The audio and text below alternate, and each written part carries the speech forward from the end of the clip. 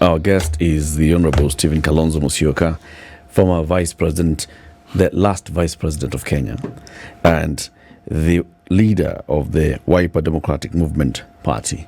Your Excellency, good morning. Good morning, Eric. Welcome to the hot seat of the Situation Room.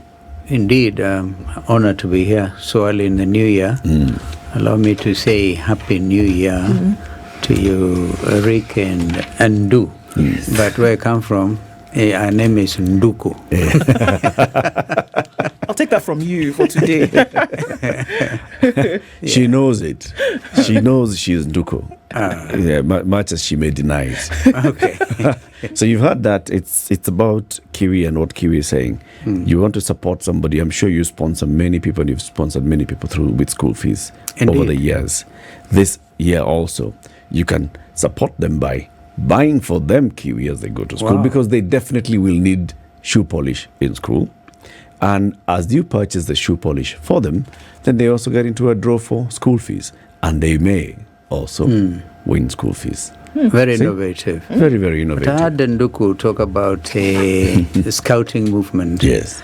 And that goes to my heart, because one time I served as Chief Commissioner of Kenya Scouts. And the Scouts are always prepared, and I'm sure when they polish their shoes and look immaculate, that prepares them for the tasks ahead. So scouting is critical, and young boys and girls, and the scouting movement has actually in this country grown in leaps and bounds. So, well done, Kiwi. Very good. You met with CT as he was stepping out to go for a meeting. Yes, I did. And he explained to you that he's not boycotting your presence. You may think, he boycotted. No, he's not boycotting your meeting. You guys are great. Yeah, You're doing a great job. And he stopped by. We greeted each other. And I got the impression it was like a man trying to catch a flight. Yes, something like that. Yeah. Closer to that. If you were here, he'd have given you the day's proverb. Every week, City goes to one African country. He scouts for proverbs. See what I did there? Scouts for proverbs in that country, and then brings us a proverb a day from that country. This week, he's decided we are in Nigeria. And he's been giving us the proverbs in Pidgin. And then Ndu gives us a proverb in proper Pidgin. And then the job of our guest is to translate that from Pidgin to English, and then you give us your interpretation of it. Wow. Now that CT is not there, so we're skipping the CT bit. We are going straight to Ndu, and Ndu will tell you the proverb in Pidgin. Remember it. So, rice bottom of pot today, tomorrow top of freezer. Say it. So what in Pidgin it would be jollof rice, where day for bottom pot today. Wow. Good day on top cooler tomorrow. Oh, Pidgin English. Reminded of this Nigerian who walks into a cafe in London and he speaks in Pidgin. He's asked, do you want a cup of coffee? Do you want it black or white? He looked at this man. He said, a discrimination in a cup of coffee too. As well. Nigerians, they make us proud. Not good in Pidgin English. But I can't even understand. I can't remember what you said. Say it again. Jollof rice. So Jollof rice. Where day for bottom pot today. Good day on top cooler. Oh my tomorrow. Goodness. Top cooler tomorrow. I have no idea. The rice at the bottom of the pot today. Yes. Could be on top of the cooler tomorrow. Yeah. So, don't you ever laugh at anybody in the streets? You don't know what they'll become tomorrow. Or any child. Even if you see they have saliva pouring and you don't demean a human being. I guess that's what it means. Yeah. It's very, very true. And that's it. But we're in the news today. Yesterday, you and the leadership of Wiper had a meeting. And after that, we'll be discussing the Wiper Democratic Party movement party. But also, after that, you made a comment on what's been happening in the country. And this is the supposed attack by the leadership of the country in the executive on the judiciary and the response from the judiciary. Twice now, the chair of the Judicial Service Commission, the Chief Justice, has come out to say, look, if there is any suspicion of corruption in the judiciary, bring the evidence and follow due process. Yeah. And we have structures established. And then the Chief Justice stood with her fellow commissioners of the Judicial Service Commission and said, we welcome any evidence, and also we'd like to have a conversation with the head of the executive and the other heads to hear what issues are these that you're bringing up now that you have with the judiciary. Can we have a conversation? You have come out and said, that is a wrong move, Madam Chief Justice, to invite the president to a meeting about this issue. Or to be invited. Or to be invited by the president to a meeting. Why would you say it's a wrong move? Well, first of all, we, as you say, we had our party's National Executive Council yesterday. And after that, we were talking to the media. This year, I've decided to adopt a hashtag fidelity to the Constitution.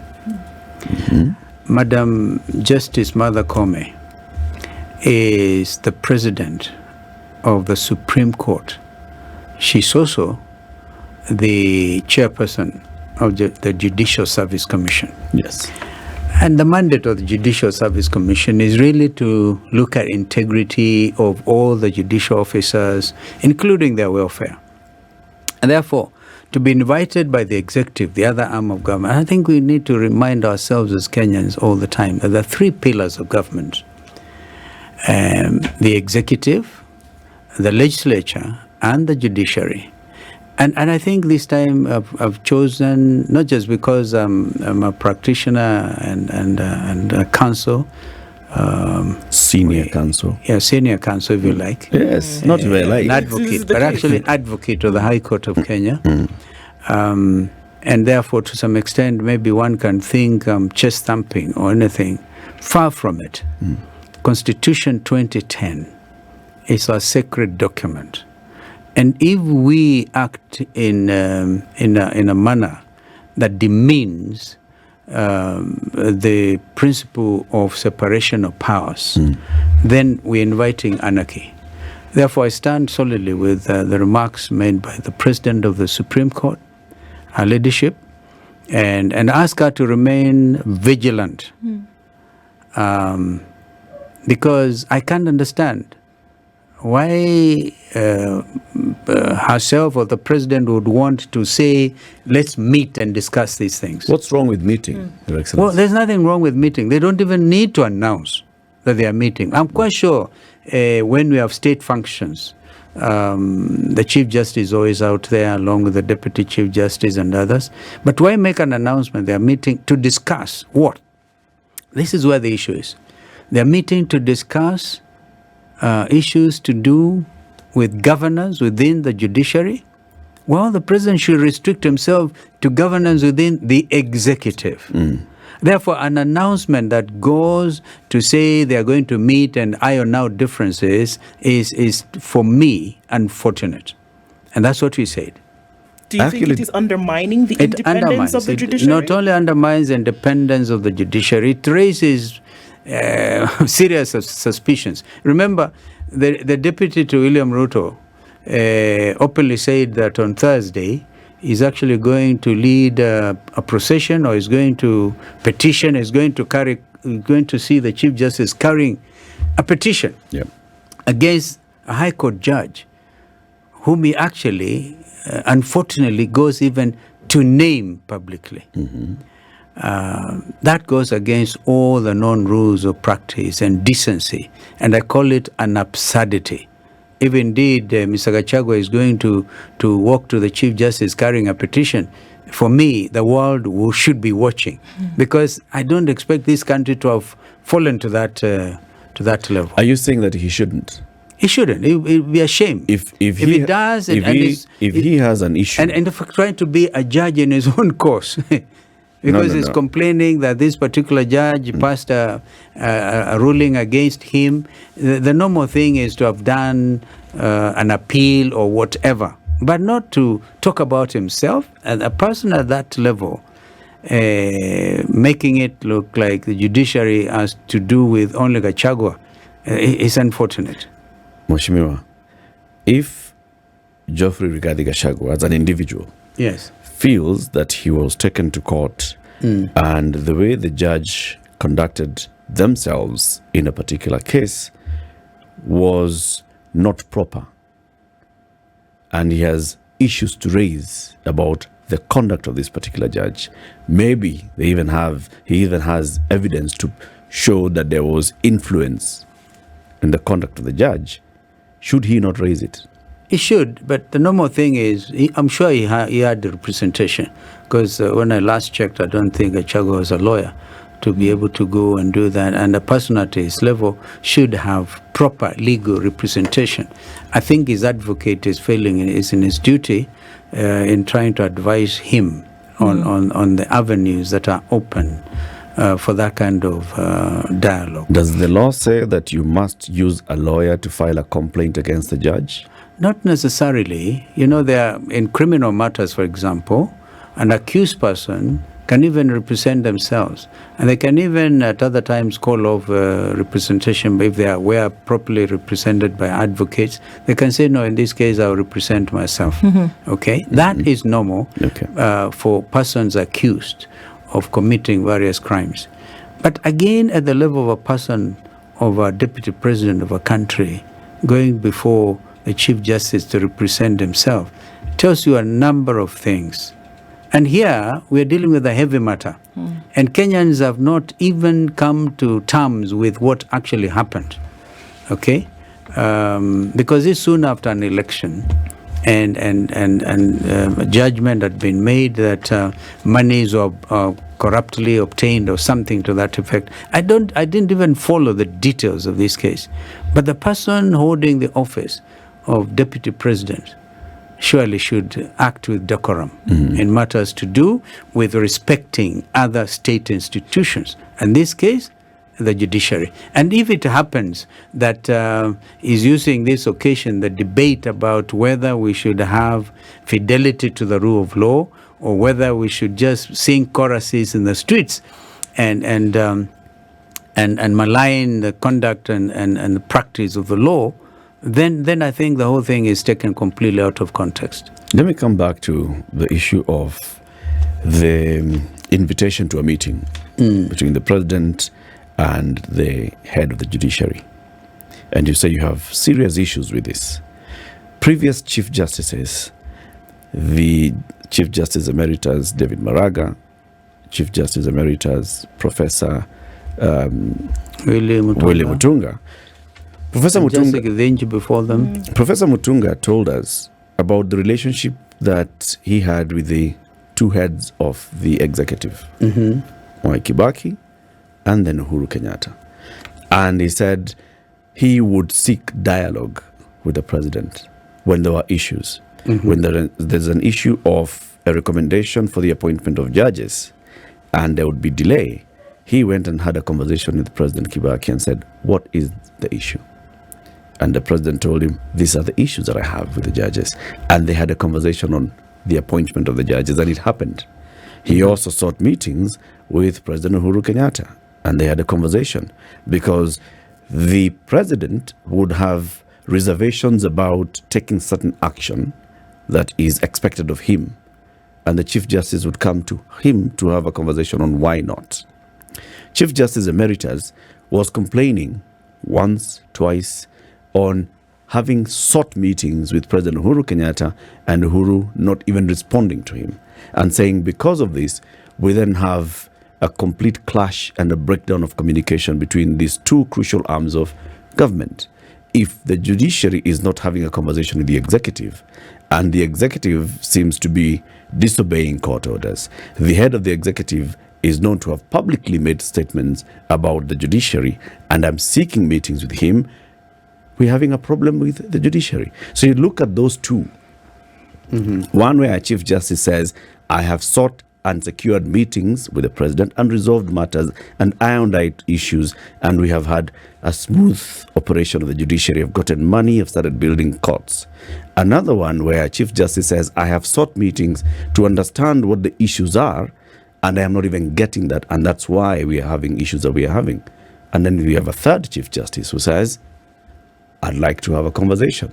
But you say, she shouldn't. Oh, okay. I see your point, Eric.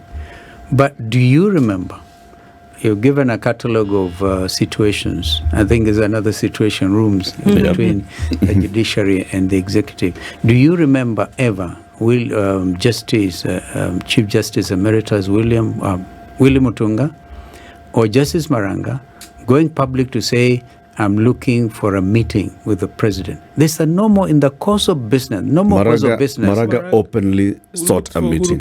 He addressed the public at the steps of the Supreme Court saying, I can actually Mr. President, I have written to you several times asking for a meeting, and I am now also asking for a meeting. Okay, that was Maranga. He's actually my classmate.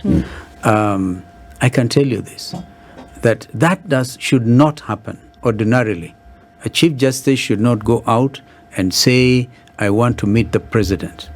The level of cooperation at that, when you're looking at two independent institutions, the judiciary and the executive, right, should be seamless, absolutely seamless. It should not have even been allowed to get to that stage. And therefore, my view is going public. Even when Maraga did that, it meant there was a problem. If I remember once at a discussion with President Uhuru Kenyatta with regard to the appointment, remember the 6 judges whom William Ruto saw in day one when he took over as president, because he had actually made it a campaign issue. I can tell you that according to Uhuru, right, and that was a normal discussion between colleagues. Yeah. He had issues, even raised issues with embassies. A lot of them had issues that a country like America said, if this particular judge was involved in that Nakasha drug trafficking case and things that ordinarily you not bring to the public domain. That should be normal between a president and a chief justice. But when they're beating drums, say, let us meet to discuss, I would take a different view. A senior counsel even. Okay. Yeah. Maybe we can shift gears just a little bit. Yeah. In the last couple of weeks, you made very clear where you stand. And if you can look at your history, obviously, in roles in which you've played. We're talking about peace talks regionally. Somalia and Sudan, or South Sudan, stand out very glaringly. And if we look at last year, in the last 6 months, and then coming into this year, with the national dialogues, always been pinpointed as somebody who would then be able to bridge gaps, bridge divides. And then you came very clearly, and quite boldly so, very early in the game, and said, not for the first time, that you want to be president of the country and your campaign start now. What fuels that decision and the timing of it? I think we should do and do. Yes. I find that a bit intimidating. The name? Or okay. the pronunciation. Right. Very exciting, actually. And I thank you for having taken a look at my past. I actually went into politics very young, at 31, all right? And that was in 83 when I first ran and lost. And then I won in a subsequent by-election in 1985. And remained in politics until Constitution 2010 made it imperative that if you are running for office of either the president or the deputy president, then you would not be elected as a member of parliament. I think we made a mistake on that. And I later will probably, time allowing, want to comment on the fact that a constitution is actually a living document. It should not be static.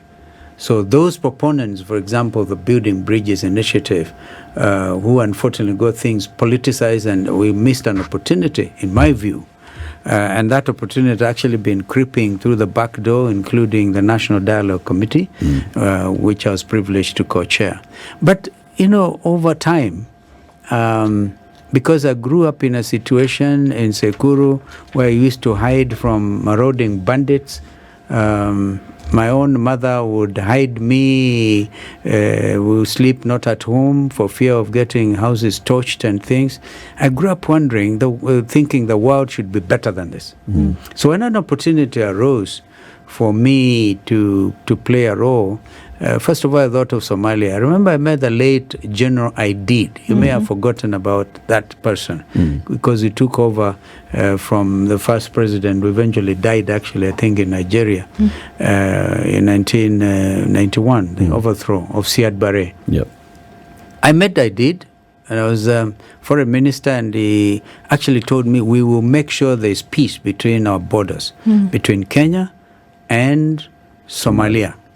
Oh, I had that personal interest that at least then young kid growing where he was born will have easy approach to life. They can go to school without having to hide in the bushes. And of course that issue grew to extent that I found myself shepherding the peace process between the warring factions in Somalia.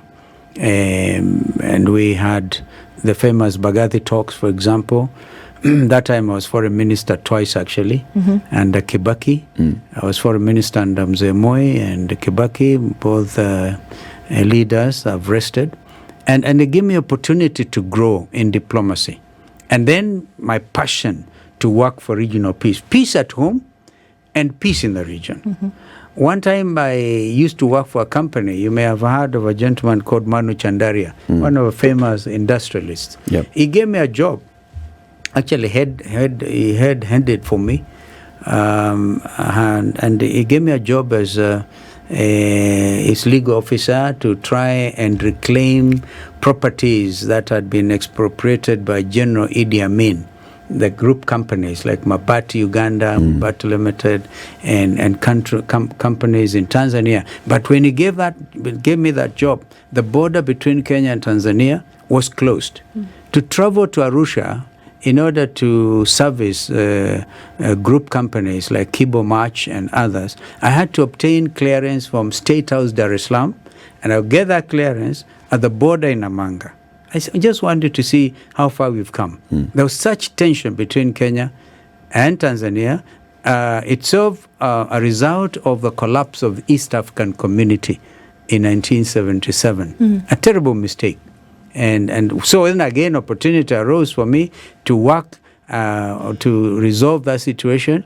I became interested in the first chair of the tripartite ministerial committee that was charged with the responsibility of jump-starting a measure of East African community. See how far we've come. Yeah? And then the Prime Minister, current, I think, Prime Minister of Uganda, Rubandiri, and Foreign Minister of Tanzania, here at the KICC, that's where we were meeting, the KICC, which William wants to privatize. Okay.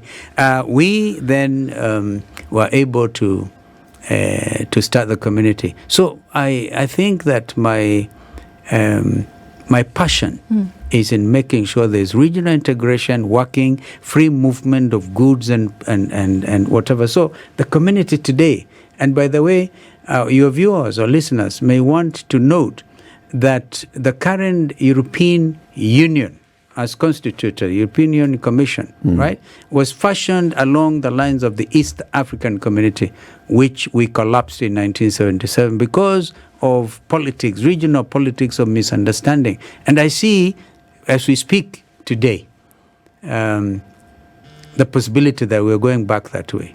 Because Kenya is not at peace with our neighbors, which is unfortunate. And so, yeah, then of course I made it clear that we will be having this conversation. Yesterday, at my party's executive committee meeting, there was the urge to move and get ready for the next contest. If that contest will be in 2027 or earlier, you never know. You never know. Then we'll be there. And by the way, it is not the first time we are running. We ran in 2007. Yep. Yes. We ran. And we ran so strongly that Kenyans and friends may remember, they used to say, even William jokingly would always, if he wants to have a go at me, say, yule mtu wa katikati. Okay? Yule mtu wa katikati. Because I saw that time, these two giants, my friend Raila and Kibaki, right? Without me saying, they had their tribal blocks behind them. The problem in this country has been negative ethnicity. And I said, let me separate these tribal giants.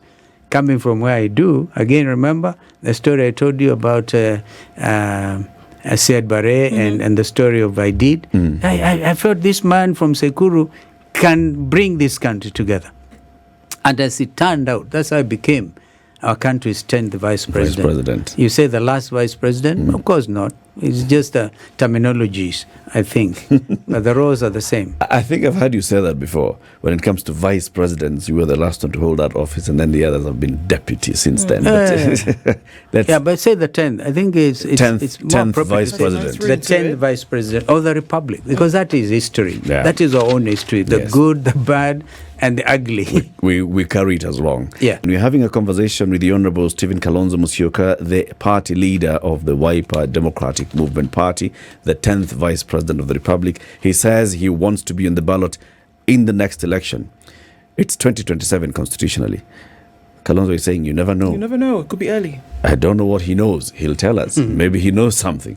There are those who have said, Mheshimiwa, that Kalonzo plays a game where he wants to negotiate for himself up to the very last minute.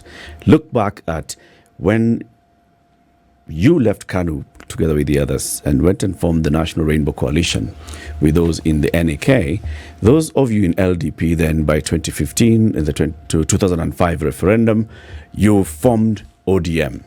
And then Kalonzo went and formed ODM-K and left the others with ODM and went alone in this election.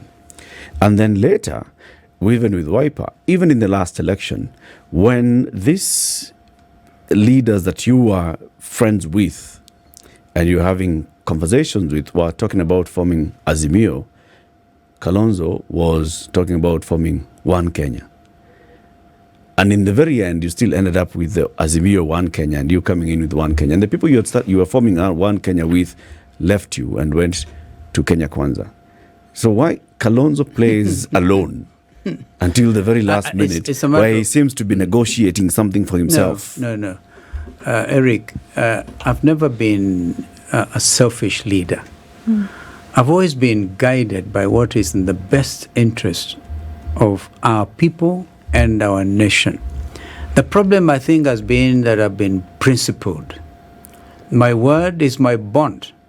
And so when I have a situation where you say one thing today, you agree with friends and colleagues on this thing, and then you find they've all been approached overnight, and they disappear, like happened with the friends you talk about with regard to One Kenya alliance, right? When some of our colleagues went to join Kenya Kwanza, it's understandable. But it is me who remained solid and convinced that the ideals which you espoused in terms of, for example, servant leadership and ability to make sure we give this country the kind of leadership that it deserves. That has always informed my positioning. Therefore, the journey from LDP, by the way, it was me with my friend Dennis Kode who formed LDP, and my brother Raila Odinga eventually joined, and of course the Rainbow Coalition, which brought Kibaki into office. When the mood of the country in 2002, when this country was unjudged, the most optimistic nation on earth, because we had the most democratic election, and the outcome was so impressive.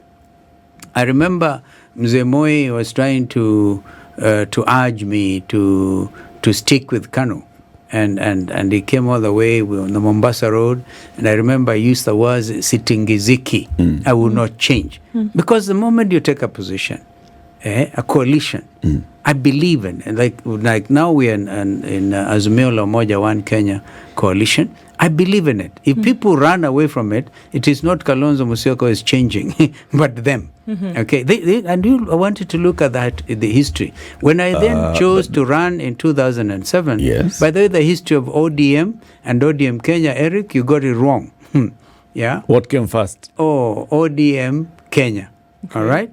And then some other gentleman, Wakili Kodi Manyara, formed ODM, I think with connivance of people like my friends Chris Murungaru and I think the then Attorney General Kiraitu, not Attorney General, Minister for Constitutional Affairs, because they wanted to split the Orange movement.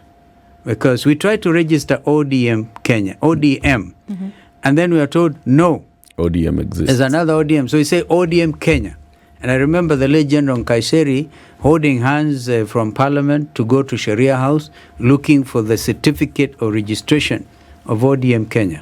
And it was then posted to Kinamans and others. So we were together in ODM Kenya. I remember I was in Halifax in Canada.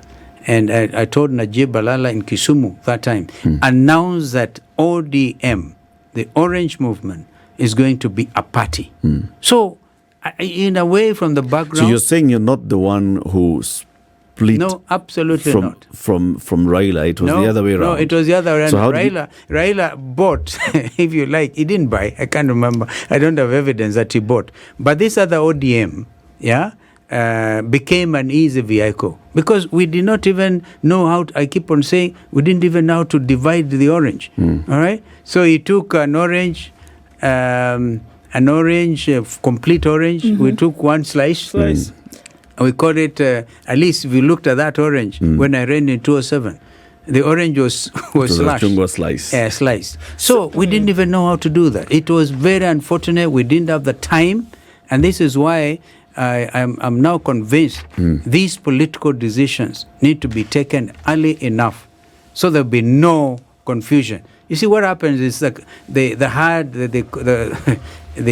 urgency to move in certain direction, and some people then get pushed into some corners, which are unfortunate. So this time around, we the coalition is there. We need to be able to settle our situation in our situation rooms, so that the country knows what is going to happen. In 2027 or earlier. Or earlier. I think that we keep using that might be a buzzword for this morning, but all right. I'll tell you the reason. I keep on saying earlier. Yeah. We haven't brought to a conclusion what happened in 2022. All right? And if you allow me, as a co-chair of the National Dialogue Committee, we had 4 points. Our side of the coalition had 4 issues to deal with. Number one issue was the cost of living, the high cost of living, which Kenyans are still suffering from. The number 2 issue was bringing to an end the matter of what happened in 2022, never mind the court process, and of course, we had to take judicial notice of what happened, but we needed to do an audit of 2022 elections. What would happen today, and Eric, if, for example, because under our recommendations, William Ruto and Raila Odinga are supposed to nominate each of them to appoint reputable audit firms to really look at the process of what happened in 2022. Suppose some overwhelming revelation comes to the fore. Would you still say you wait until 2027, or would you not rather resolve that issue? Now. That's one possibility. That's one possibility. The rest, of course, you leave to God. Because the country is still hurting. The country has not healed from what happened. This problem of stolen elections every so often is unacceptable. The country had the election, the best election, as I said, which was adjudged the fairest in 2002. And since that time, what has happened? In 2007, they've been stolen elections. In 2007, the country even blew up. And I had the most difficult task of going to convince the world that our perpetrators in court, suspects, should at least be tried at home. And they came up and said, lobbied Parliament, don't be vague, go to The Hague. And what happened? Since that situation, this country has really not been the same. Okay, so let's look at a situation where you talk about the fact that, now without the urgency of situation is why you've been able to then say, look, candidacy for presidency is mine. Okay. Well, I'm not saying it's mine. Well, you will be a candidate. I like that. I think I should appoint you my negotiator. We can talk about that later. But look, so here you say, I am putting myself out there. Yes. previously they've been able to talk you off that position, or you've been able to accept to step down from the position where you've said you want to be president before. And many would say their hopes were dashed because then you took yourself out of the running because somebody could speak to you. What would be different about this time? Could somebody else who wants to be president still not come to Kalonzo Musyoka and say, you know what, let's have a discussion. You step down in order for this to happen. It's happened not once, not even twice. It's happened severally. What's different about this time? I'll tell you what is different. By the way, you have heard of a legal jargon, a fluxion of time. Yeah, the time sometimes resolves some of these issues. All right. What happened in 2022, for example, and I think it's public knowledge that my brother Raila Odinga and myself had agreed in 2017 that whether we won or lost, the next election, whether we won or lost, he was going to support me For the next. in 2022. We were very clear. Okay. But that then, circumstances then changed, necessitating Raila Odinga's candidature. And you can imagine how awkward, on what kind of awkward position I found myself in. That's why I said we will go to the ballot. Okay? And if you remember, I said I need time off because there's a big push. My party members and others who felt this is the next government, okay, and therefore we don't want to be out of government. But the thing about Kenyans feeling they don't need to be in government or in government is a misnomer. Because whether you're in opposition or you're in the ruling government, you are Kenyans. Provided you get your rights under the law. That's why we insist on the rule of law, so that Kenyans, whether they're in opposition or in government, get services. Now, back to your question. I thought of what happened in 2007, okay, at some stage. And I realized if I run now, this is according to the consultations. By the way, we've been very consultative. When you talk of Kalonzo Musyoka, I want you to know behind me and my candidature are millions of Kenyans. And I need to consult them every step of the way. A lot of them felt, don't allow a situation where you run to the ballot, the country blows up again, you get blamed, that like happened in 2007. That informed the decision to say, okay, if this is it, let me now unconditionally support my brother Raila Odinga and my sister Mother Karua. And I did everything I could as a person, as a party leader, to deliver. And I think Kenyans know we delivered.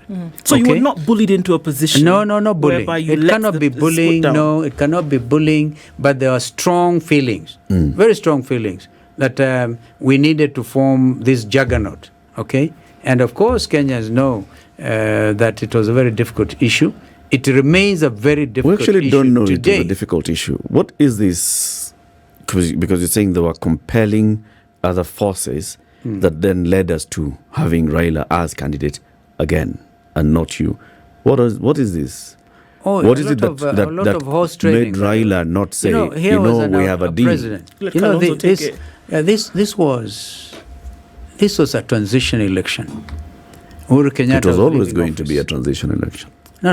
I mean, the next election, if William Ruto would want to run again, okay, will not be a transition election. But after that, in 2032, assuming he wins, which is difficult, because I see him strictly being a one-term president, okay, and that is debatable even. What I'm saying is, after 2018, 2022 was always going to be a transition election. Okay, fine, transition election. We settled for a transition election. And here was a president who is leaving office, and he felt he wanted to have a certain legacy. Uhuru Kenyatta, in exercise of his own constitutional right, chose to support Raila Odinga. Okay? And therefore, you can imagine, with that push, on the one hand, my colleagues Weta and my colleague Mudavadi have been wooed into joining Kenya Kwanza. Okay? And we were a very strong coalition. In fact, we won several by-elections as one Kenya coalition. If Kenyans can remember, the senatorial contest in Machakos, another by-election in Western Kenya, I think two of them, Matungu, all right, as One Kenya Alliance. Yep. So you can imagine my sense of disappointment. But I said, I'll fight on, and because integrity is So, everything. Kalonzo, were Yeah. you then pushed out of the race? No, I wouldn't say pushed I'm out. trying to understand this. I talked you and about Raila, consultation. you and Raila Yeah. had an agreement, Yeah. all right? A gentleman's agreement, which I think we were even seeing some documents going round. That I gave copies of it actually to some. it was made it even public. yeah, it was a I made public. it public, and my brother Raila was very unhappy with that. But Yeah. you know, that is, I had to bring it out of my chest. So there was that agreement. Yeah. And at some point, I believe that even you had mentioned to Uhuru, you know what, we have an agreement. Yeah. And Raila should have mentioned to Uhuru, we have an agreement. Yeah. But you're saying that the exiting incumbent had such a strong sway that this agreement was moot. No. He didn't have to address the agreement. He was dealing with Raila Odinga as his possible successor. And of course, made all the necessary pushing and lobbying. Okay? So lobbying is not pushing. Okay? And I, on the other hand, I was consulting. Remember I said, I'm taking a week off. And actually I was pictured looking after my cows. Yep. All right? In the ranch, looking at the animals. Because I needed to breathe. And to consult and reflect. In some of these heavy matters, you have to introspect. You have to pray, like I do pray. Yeah. Okay? Pray over a situation. And I can tell you, prayer can work miracles. So my heart was clear that I was going to support Raila Odinga third time, unconditionally. And as you heard me say, I did that. What would be different this time? Well, If you're met with the same kind of conversation where somebody's asking you once again Yeah. to give way for another, whereby today, to give now way Why? for who? well, Another. whomever Another. it could be. Another. Could be Raila again. It could be I Raila think- Odinga I think- again. I It could think be it could anybody be- else. But it seems as though My lobby because you team. wanted to be you took the gentlemanly position Yeah. and said, look at the situation of the country. What you Yes, said today. that's right. Look at the way in which Kenyans are thinking, behaving, acting today, and because of that, let me then throw my support behind somebody else. What's to say that this will not happen again? I think it's, you remember I talked about a fluctuation of time? Time. And it's not, doesn't remain constant. Time is moving. And with it, I think the majority of Kenyans know that although this has been taken against me, when I once said that I'll be a fool or something to that effect, right? Yes. Because those remarks were made at that particular time, taking into consideration the environment, the political environment. But now, as you have heard me say, we have a bit of time to resolve these things so that we know before the end of 2024, I've actually said this before, in 2024, when the next contest will be defined in 2024. So we must be very clear. Let us now go to the negotiating table and agree between ourselves. At least we have a coalition, and I believe in that coalition. And I'll do everything I can to sustain the unity of Azimio la Umoja One Kenya. And we have also taken the view that strong Wiper is a strong Azimio. A strong ODM is a strong Azimio. A strong DAP Kenya is a strong Azimio. Okay? A strong KANU is a strong Azimio la Umoja One Kenya. And the other parties, which are members of the coalition. How so long- that's why you're going to see yesterday in our National Executive Council, we're going now to enhance the level of, enlisting new members. And in fact, even identifying those members who may want, Kenyans who want to run on the Wiper ticket during the next election. So the general election that will then ensue will be determined in 2024. I've said that. And I think this is where... What are the signs that we should look out for then this year? signs? The signs. We'll negotiate. We'll agree. And I think all of us are in agreement. We cannot wait and begin to haggle at the end who is going to be the flag bearer. This has to be settled now. And this will be the difference. So that the country will know, because William Ruto, on the other hand, keeps on saying, you remember he was laughing at our coalition. Walete When there was Kalonzo. walikuwa anasema, we remember he used to say, I think in Homa Bay, he said something like, inaonekana sasa ni my brother Kalonzo. ndio If it is tutakutana not naye." you who is the flag bearer, will Sorry? you leave? If it is not you who is the flag bearer, No, will you leave we the coalition? We can only deal with that. I don't think so. I believe in this coalition. And again, if you live in this country and you will know that this is the time for this Kalonzo Musyoka to give it a second trial after 2007. Do you see? Do you see When Azimio I was surviving? calling all of us to serious action, all right, a 24-hour, 24/7 working nation. Because how else are we going to deal with this problem of unemployment? There's so confusion with William calling his hustlers now, even abandoning them altogether with high taxes. Can't even put food on the table. Okay, so we are very clear where we are going, and I can tell you without even jumping the gun, if the issue is to be put on the table, which of us will be the flag bearer? I think we are well positioned.